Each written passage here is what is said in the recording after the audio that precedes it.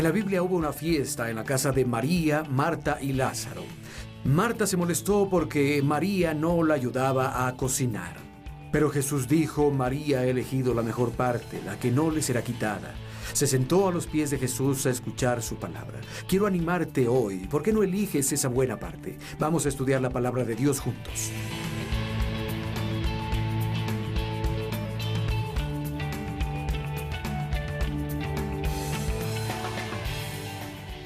Quiero hablarles de poner a Dios primero en su vida.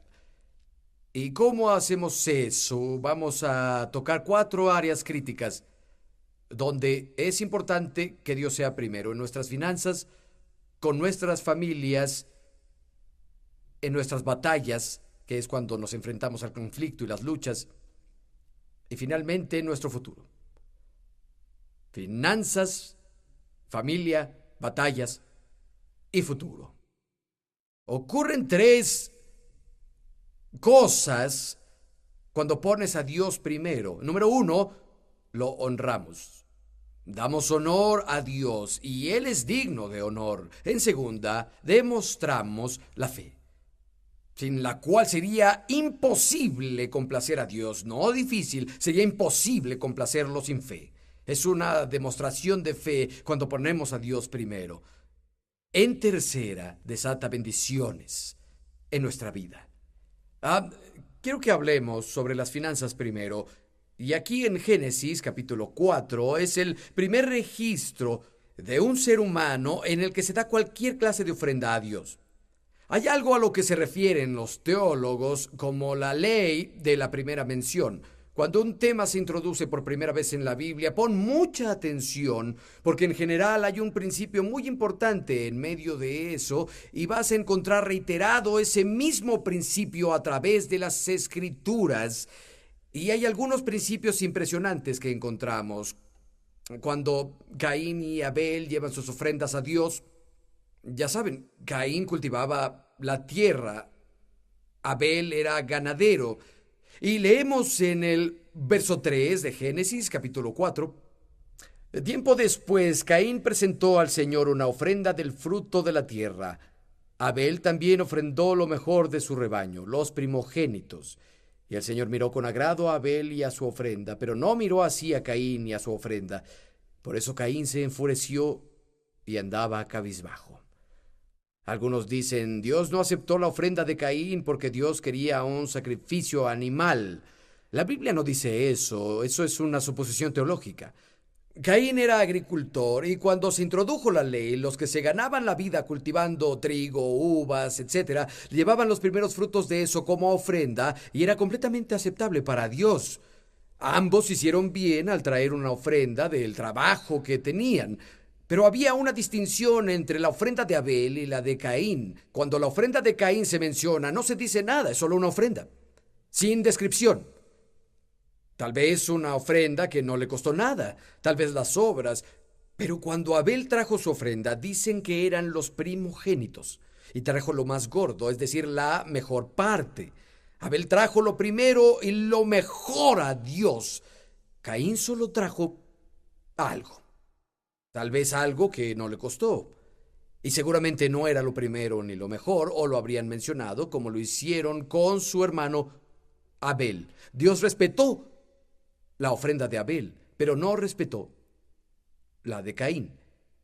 Y seguimos en el verso 6. Vayan conmigo, por favor. Dice: el Señor le dijo: ¿por qué estás enojado? ¿Por qué andas cabizbajo? Si hicieras lo bueno, literalmente, si haces lo bueno, si das lo mejor, esa palabra significa que algo está bien o es lo mejor. Si das lo mejor, no serías aceptado. Y si no hicieras lo bueno, si no traes lo mejor, el pecado te acecha y quiere dominarte, pero tú puedes dominarlo. Hay cosas importantes aquí.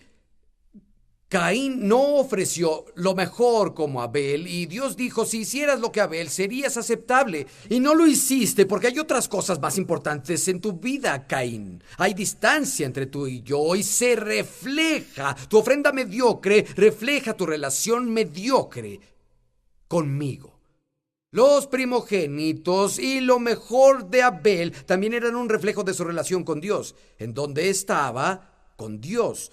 De hecho, el Nuevo Testamento habla de la historia y quiero que vean conmigo en Hebreos capítulo 11.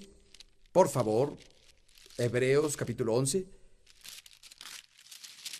Y vamos a ver el verso 4, Hebreos 11, 4.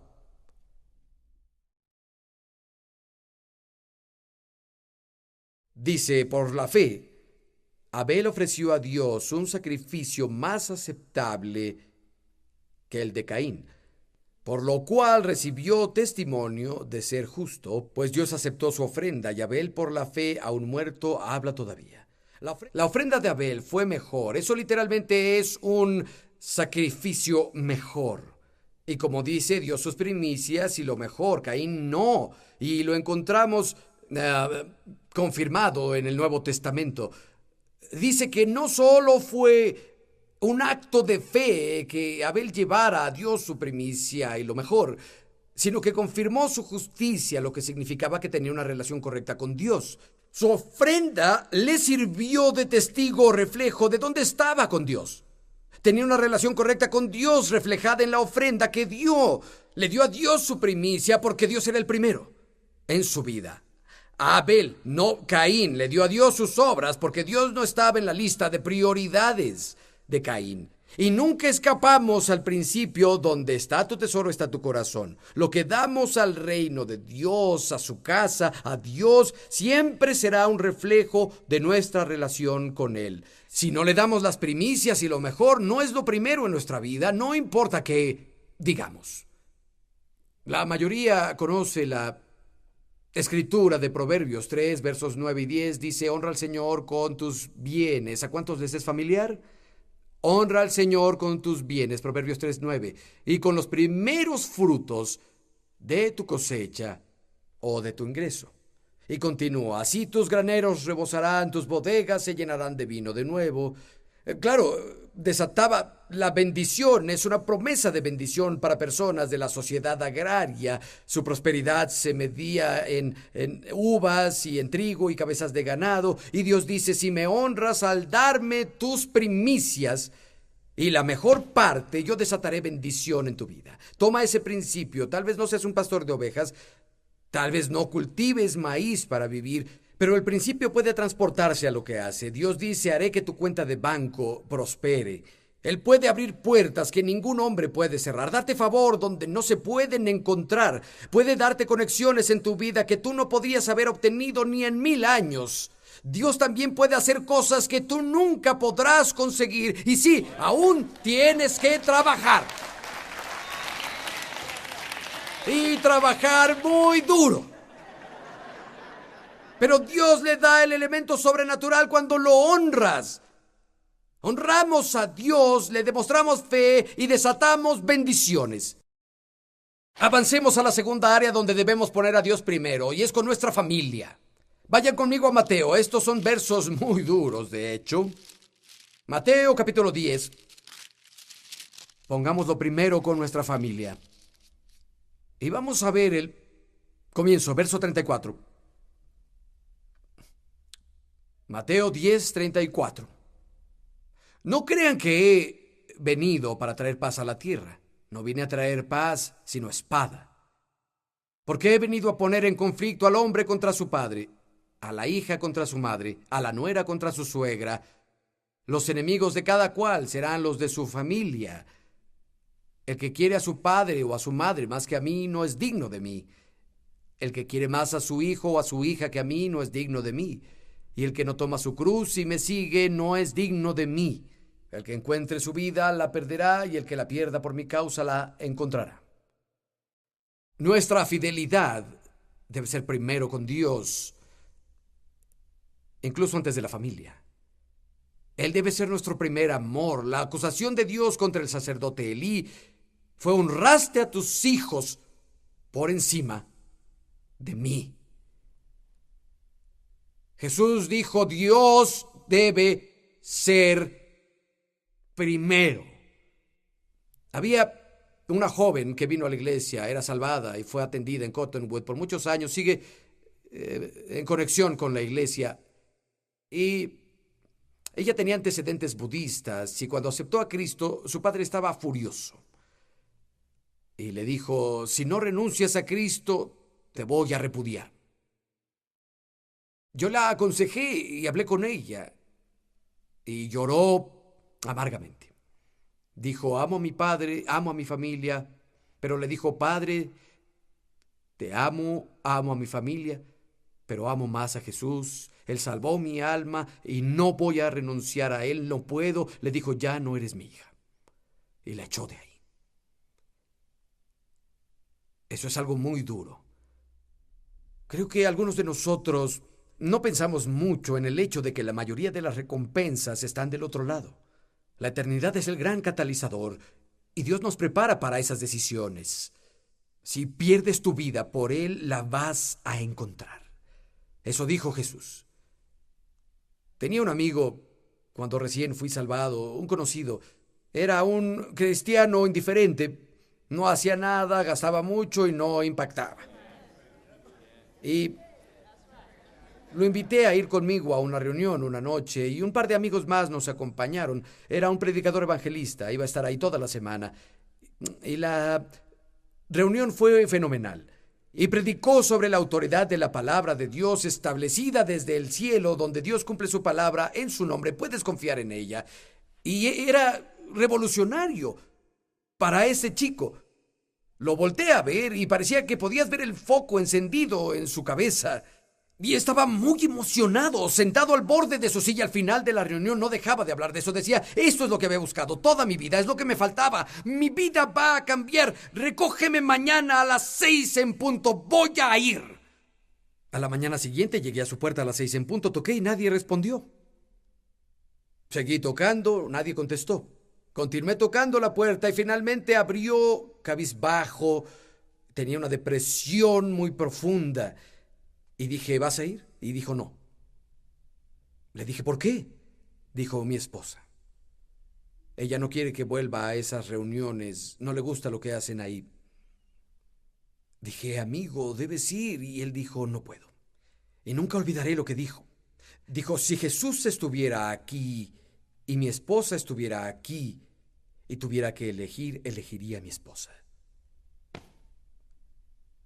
Es sorprendente cómo funciona. Incluso puedes leer sobre el matrimonio en Efesios y Colosenses, donde dan todas las grandes instrucciones sobre que los esposos amen a sus esposas, las esposas se sometan y cómo tratarse uno al otro. En ambas circunstancias comienza con versos que hablan sobre que Dios sea primero, que te sometas a Dios, seas lleno del Espíritu, dejes que su palabra te llene y luego pasa al matrimonio. Es decir, cuando una relación vertical es fuerte y sana, hará que las relaciones horizontales sean más fuertes y sanas.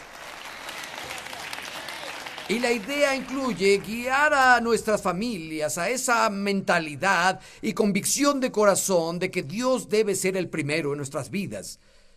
Piensa en lo que Josué dijo: yo y mi casa serviremos al Señor, yo los voy a llevar a hacerlo. Piensa en Abraham. Muchos años me pregunté, Dios, ¿por qué elegiste a Abraham para que fuera el padre del pueblo elegido? ¿Por qué los judíos? ¿Por qué no los chinos? ¿Por qué no los indonesios? ¿Por qué no alguien de una isla? ¿Por qué no un nativo americano? ¿Por qué no un europeo? ¿Por qué no un africano? ¿Por qué ese chico de Ur de los caldeos? Y en la Biblia Dios solo da una razón para elegir a Abraham. La encuentras en Génesis 18. Dice, porque lo conozco. Literalmente en hebreo dice, yo lo elegí, lo aparté, porque Él ordenará a sus hijos después de Él que guarden los caminos del Señor. Porque Él los guiará y les va a sembrar que Dios debe ser el primero en su vida. Y Abraham lo demostró al ofrecerle a Isaac en obediencia a Dios en el altar. Dios era primero en su vida. Y debemos guiar a nuestras familias a Él. Me duele el corazón por los que crecieron en una atmósfera ultralegalista, dominante, hiperespiritual, en un hogar donde esto era tiranía y fueron obligados a hacer cosas y toda la alegría era succionada de la relación con Dios. Y algunos, por la gracia de Dios, están en la iglesia aún a pesar de eso. Yo los felicito. Estoy hablando de guiar a sus familias a través del ejemplo, más que otra cosa. A través del diálogo abierto y honesto donde se puede hablar. Claro, teníamos reglas en la casa. Estar en una casa sin reglas sería como ir en una carretera conduciendo nuestro auto y que no hubiera reglas en el camino. Tendrías muchos accidentes. Necesitas reglas en tu casa. Mis hijos, aunque son adultos, entienden que aún hay reglas cuando están bajo mi techo. Pero siempre nos esforzamos en guiar por el ejemplo y en escuchar las preguntas y hablar las cosas. Y creo que si haces eso al final, verás que tu familia te sigue y seguirás a Cristo. Si pones a Dios primero en tu vida y hablas con tus hijos, por eso vamos a la iglesia, por eso papá lee la Biblia, por eso le damos a Dios los primeros ingresos y verás el fruto de eso en tu vida. Y es más probable que terminen siguiéndote mientras tú sigues al Señor. Pero el Señor tiene que ser el primero cuando se trata de nuestras familias. Y luego, la tercera área tiene que ver con nuestras batallas. Cuando enfrentas un conflicto, cuando estás luchando, ya sea en el área del matrimonio o la salud o algo que sucede en el trabajo, estoy seguro que esta parte aplica a alguien más, no los que están aquí, porque sé que nadie aquí sabe nada del conflicto y las luchas. ¿Alguien más enfrenta conflictos en su vida? ¿Cuántos están luchando en más de un frente ahora? Tienen algunas batallas ahora. Bueno, la siguiente parte es para ti, no para alguien más. Dios necesita ser el primero cuando batallamos. Las Escrituras hablan sobre pelear la buena batalla de la fe. Pero si Dios no está incluido, no es una batalla de fe, porque en una batalla la fe es en Dios. Y si no incluyes a Dios, seguro no es una buena batalla, solo es una batalla. Vayan conmigo a Segunda de Crónicas, capítulo 16, por favor. Segunda de Crónicas 16. De nuevo, mantengan en mente que cuando ponemos a Dios primero, Él es honrado. Y se demuestra la fe. Dios no es honrado cuando lo hacemos nuestro último esfuerzo, después de que todo en la carne ha fallado. Debemos ir a Dios primero. En Segunda de Crónicas 16 habla de Asa, quien era muy buen rey, pero decayó y falló al final de su vida, por desgracia. Verso 12, Segunda de Crónicas 16. En el año 39 de su reinado, Asa se enfermó de los pies, y aunque su enfermedad era grave, no consultó al Señor, sino a los médicos. Está con sus antepasados. Asa murió en el año 41 de su reinado. Y no creo que Dios tenga nada en contra de los médicos. Tenemos muchos en la iglesia que están en el campo médico. Tenemos un ministerio médico que está funcionando aquí el día de hoy. Le agradecemos a Dios por la ciencia médica y los doctores y enfermeras y todas las personas que son médicos en la medicina natural y todo lo demás. Gracias a Dios por ellos. Pero Asa nunca buscó a Dios. No solo no buscó a Dios primero, solo buscó a los médicos. Y murió. Incluso cuando su enfermedad se puso mucho peor, no buscó a Dios. Y creo que tal vez una de las pesadillas de la sociedad moderna y de todos los avances que tenemos en medicina y las cosas disponibles, especialmente en Occidente, es que la mayor parte del mundo no disfruta de estas cosas, de las cosas que consideramos normales. Pero aquí en la cultura occidental tenemos un plan A cuando hay problemas. Si no funciona, vamos al plan B. Tenemos un plan C, un plan D, un plan E. Tenemos seguro, tenemos doctores, tenemos familia, tenemos esto, tenemos aquello. Estamos en el sindicato. Hay cosas diferentes con las que podemos contar. Y también pienso que esas cosas pueden ser buenas y benéficas. Pero hay el peligro de que de pronto cambiemos nuestra confianza en Dios a todas estas otras cosas, y cuando hay problemas, buscamos todo lo demás primero y Dios se vuelve nuestro último esfuerzo. Después de que falló el seguro y los doctores y el sindicato no puede ayudar y nuestros amigos tampoco, tenemos el plan A, plan B, plan C, plan D, plan E, plan F y llegamos al plan G, Dios. No estoy diciendo que Dios no te vaya a ayudar. Si ese fuera el caso, Él tiene gracia y es sufrido y misericordioso, lento para la ira, pero no lo honras cuando lo dejas al final.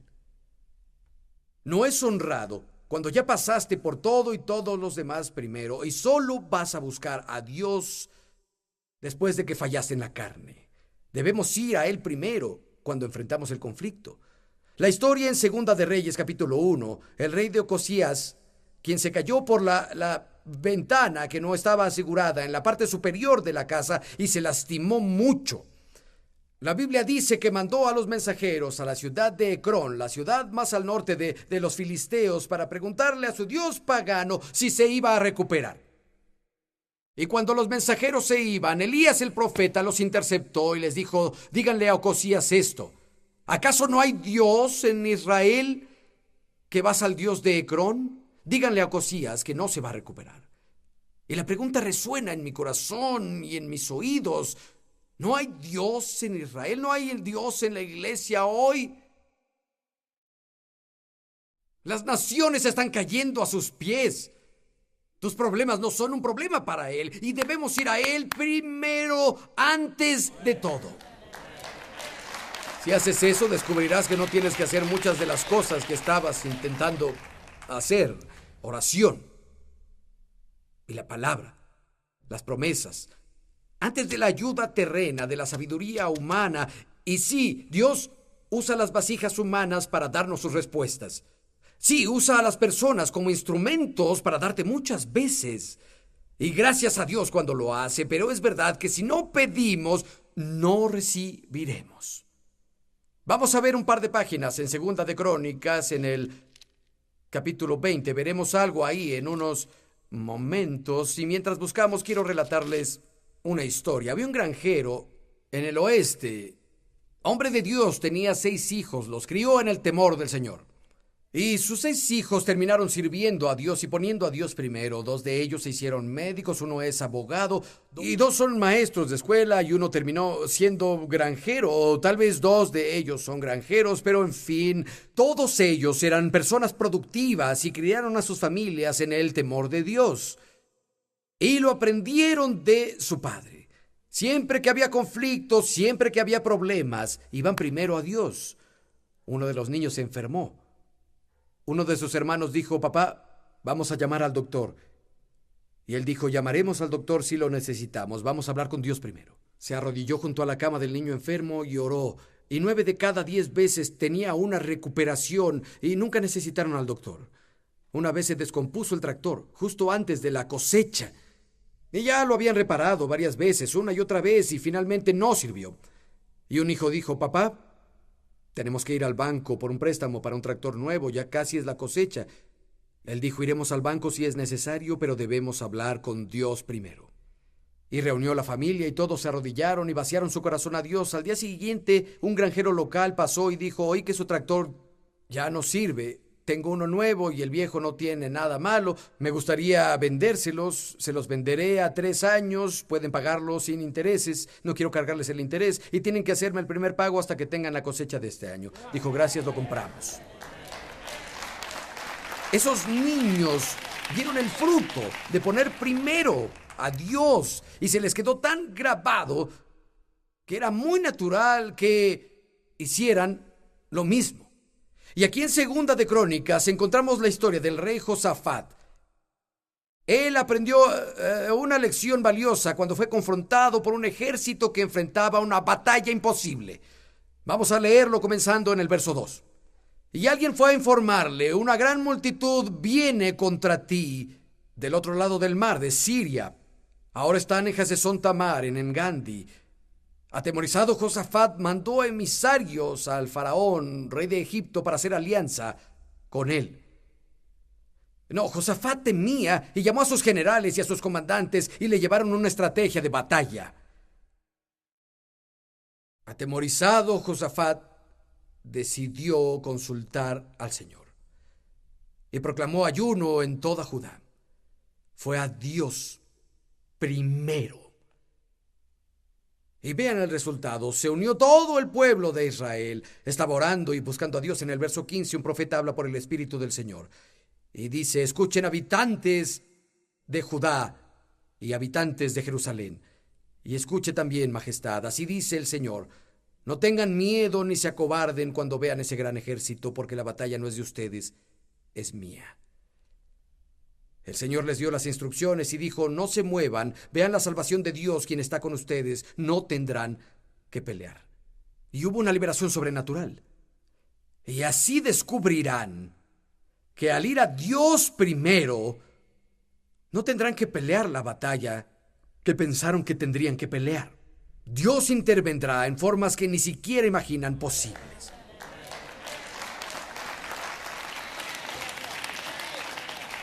Escucha, creo en el cuerpo de Cristo, nos necesitamos unos a otros. La Biblia dice que en la multitud de consejeros hay sabiduría y francamente no puedes hacerlo solo. Tú y Dios son mayoría, pero necesitas a otras personas, pero debemos ir a Él primero. Antes que a otras cosas, no dejes a Dios como lo último de la lista. Eso lo honra, demuestra fe, desata bendición.